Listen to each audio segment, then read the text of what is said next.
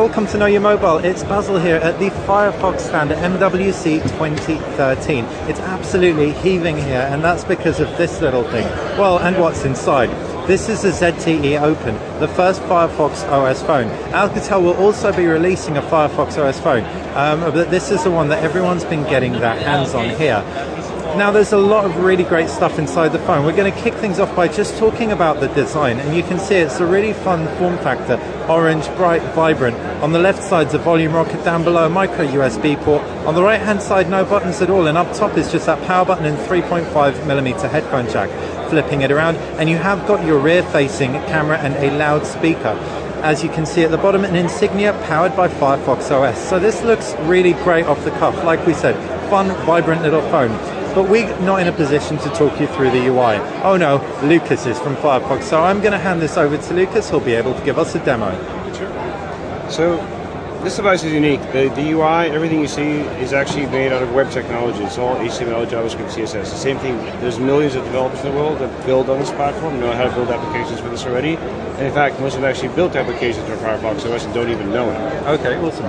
So this is a full-feature smartphone. It has email, calendar, has maps from Nokia, has address book integration with Facebook, so this is a full-feature map application. You have a contacts application. The thing about this, you can actually import your Facebook contacts into our address book, and so use the ability to, well, probably not the real picture.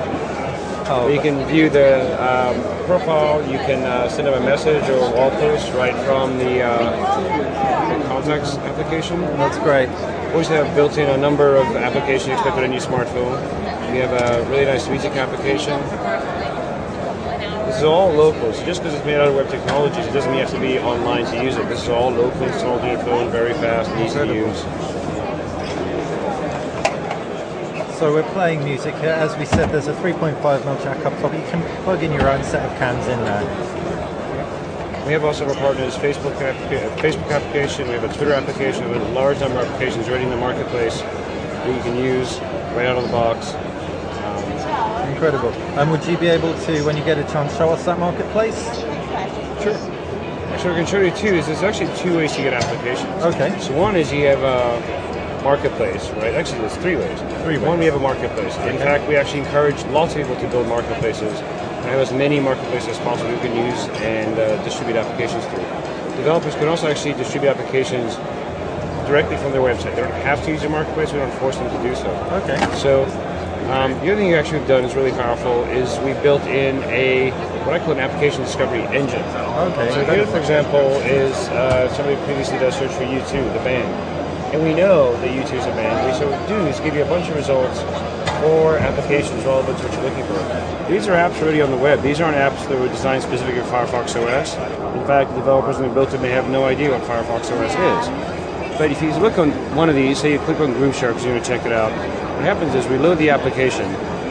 Not only do we get the application and run it for you, we actually take you right into the application right where you're looking for to give you results about U2. This is how the web works. The web gives you the ability to find what you want, click directly into it, use it, without forcing you to install anything first.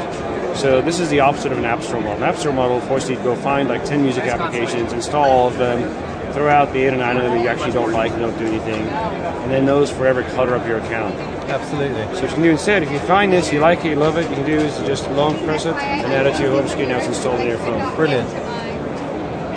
So in terms of offline access of that app, therefore, after you've installed it on your phone, you've got it offline, correct? So it depends on the developer. Like we do with distribution of applications, we believe developers have a choice. Okay. Some applications can be built to be entirely offline, installed actually as a package like other applications on other smartphones.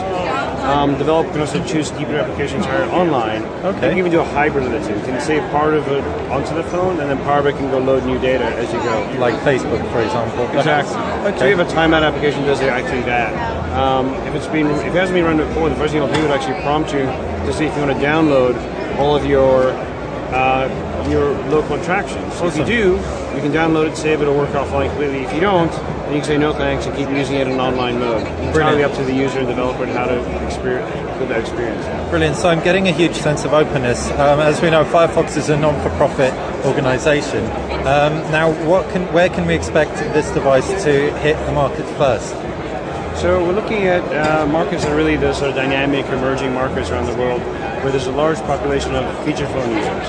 What this really aimed at is somebody who's getting their very first smartphone. Okay. So we're looking at Latin America and Central and Eastern Europe as the initial countries we'll be launching in, starting in the summer of this year. Brilliant. And I personally can see a huge demand for this somewhere like the UK. So will it be reaching other markets as well? Yes, I mean we are actively talking to partners in potentially any number of markets.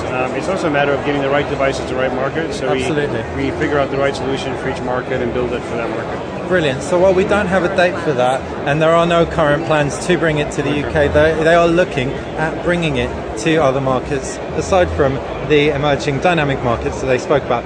So that has been a quick hands-on with the ZTE Open. Thank you so much, Lucas, for all your help. If you enjoyed this video, please feel free to click like, and if you enjoy our channel, just subscribe.